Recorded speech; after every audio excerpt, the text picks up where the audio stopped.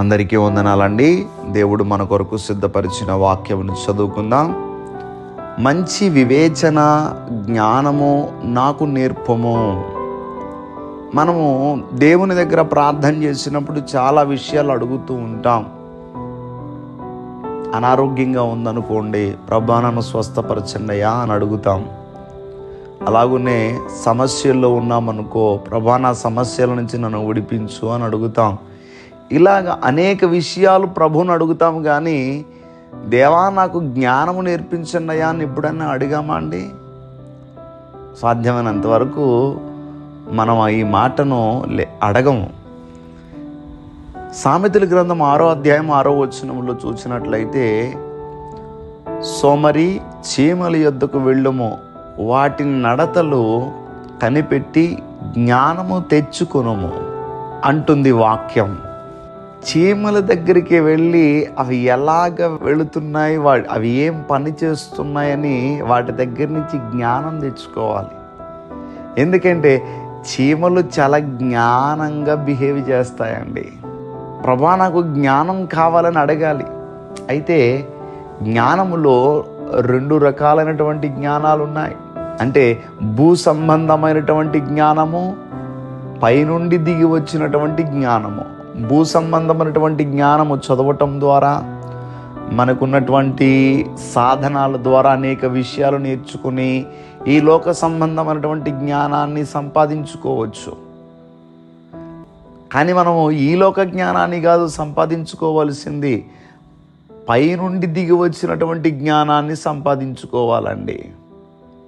అందుకని మనం ఏమి చేయాలంటే జ్ఞానమును అడగాలి ప్రభువుని. సామెతల గ్రంథము 9వ అధ్యాయము 12వ వచనం చూసినట్లయితే, నీవు జ్ఞానివైన ఎడల నీ జ్ఞానము నీకే లాభకరమగును అని దేవుని వాక్యంలో వ్రాయబడి ఉన్నది. ఎప్పుడైతే మనము జ్ఞానాన్ని సంపాదించుకుంటామో, ఆ జ్ఞానము ద్వారా మనకి లాభము కలుగుతుందంట. నీ జ్ఞానము నీకే లాభకరమగును. కనుక ఈ భూలోక సంబంధమైనటువంటి జ్ఞానము మనం సంపాదించాలని చూస్తాం, కానీ పైనుండి దిగి వచ్చినటువంటి జ్ఞానాన్ని, అనగా దేవుని జ్ఞానాన్ని మనం సంపాదించినప్పుడు అది మనకి ఎంతో లాభము. ఎలా లాభం అండి అని అడిగితే, దేవుని వాక్యమును బట్టి మనం ఆలోచించినప్పుడు ఈ లోక సంబంధమైనటువంటి రీతిగానూ లాభమే, ఈ లోకమును విడిచిపెట్టిన తర్వాత కూడా లాభమే. ఈ జ్ఞానాన్ని ఎలా సంపాదించగలము?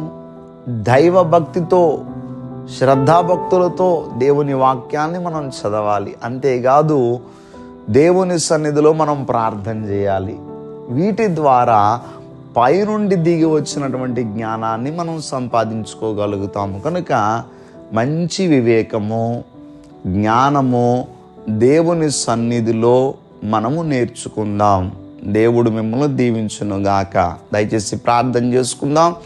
సర్వాధికారి అయిన దేవా, మీకు వందనములు. ఈ రోజు నీ బిడ్డలు వారి పనులు ప్రారంభిస్తూ ఉంటుండగా మీ బిడ్డల పనులకు తోడుగా ఉండి వారి అవసరములన్నిటినీ కూడా తీర్చండి. ఈ రోజంతా నీ బిడ్డలు చేయి పట్టుకుని మీరు నడిపించమని యేసుక్రీస్తు వారి యొక్క నామం పేరట అడిగి వేడుకుంటూ ఉన్నాం మా పరమ తండ్రి. Amen, amen, amen.